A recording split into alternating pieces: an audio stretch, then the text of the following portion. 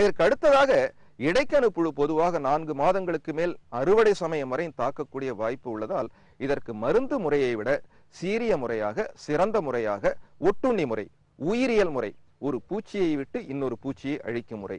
விஷத்தை விஷத்தால் முறித்தல் என்று ஒரு பழமொழியை கூறுகின்றோம். நெருப்பை நெருப்பால் சுடுங்கள் என்று கூறுகின்றோம். வைரத்தை வைரத்தால் அருங்கள் என்று கூறுகின்றோம்.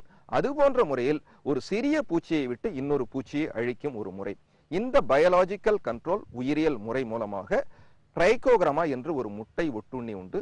அதை வயலில் கரும்பு நட்ட 4 மாதங்களுக்கு மேல் 2 வார இடைவெளியில் 1 ஏக்கருக்கு 1 cc என்ற அளவில் அந்த முட்டை அட்டையை 8 துண்டுகளாக வெட்டி வயலின் பல்வேறு இடங்களில் கட்டிவிட்டால் ஏறக்குறைய அந்த முட்டை ஒட்டுண்ணிகள் வெளிவந்து பூச்சியின் முட்டையை தாக்கும் என்ற ஒரு அடிப்படை தத்துவம் உண்டு. அதன் மூலமாக ஏறக்குறைய அந்த பூச்சிகளின் தாக்குதலை நாம் குறைக்கக்கூடிய வாய்ப்பு உண்டு.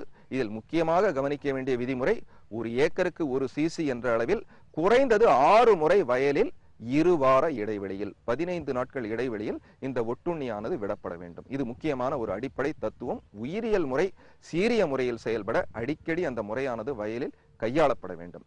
அதே போன்று நுனிக்குருத்து பூச்சிக்கும் இதே ஒட்டுண்ணியை நான் முன்பு கூறிய அதே அளவில் 1 cc என்ற அளவில் குறைந்தது 6 முறை விட்டால் இந்த 2 பூச்சிகளுமே அந்த ஒட்டுண்ணியினால் தடைபடக்கூடிய வாய்ப்பு உண்டு. இதற்கு அடுத்ததாக சாருண்ணி பூச்சிகளை ஒட்டுமொத்தமாக அழிப்பதற்கு உழவியல் முறையே சிறந்த முறையாக இன்று நாம் நம்பி வருகின்றோம். காரணம், பெரும்பாலும் சாருண்ணி பூச்சிகள் கரும்பு நட்ட 4 மாதங்களுக்கு மேல் வருவதால் அதில் இடையூறாக நாம் செய்யக்கூடிய இந்த வழிமுறைகள், குறிப்பாக மருந்தடிக்கக்கூடிய முறை சுலபமாக ஏதுவாக வாய்ப்பில்லை. ஆகையால் இந்த சாருண்ணி பூச்சிகளை தடை செய்ய கரும்பில் சோலையுரித்தல், எவ்வாறு நாம் பயிர்களுக்கு கவாத்து செய்கின்றோமோ மருதாம்பு செய்கின்றோமோ அது போன்ற ஒரு முறையில் காய்ந்த சருகுகளை நீக்க வேண்டும். அது எப்பொழுது நீக்க வேண்டும்? நட்ட 5, 7வது மாதம் 2 முறை கரும்பில் காய்ந்த சருகுகளை நீக்க வேண்டும். நீக்கிவிட்டால் அந்த பூச்சிகளானது உறைந்து மறைந்து வாழக்கூடிய பூச்சிகளானது காற்றோட்டத்திற்கும் வெளிச்சத்திற்கும் வெளியே வருவதால் ஏறக்குறைய ஒட்டுண்ணிகளும் ஊனுண்ணிகளும் அந்த பூச்சிகளை பாதிக்க வாய்ப்பு ஏற்படுகின்றது.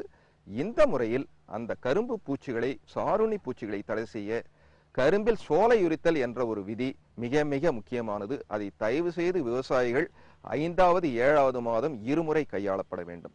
இதுவே ஒரு சிறந்த முறையாக 50% மேல் அந்த பூச்சிகளை கட்டுப்படுத்தக்கூடிய வாய்ப்பு உண்டு.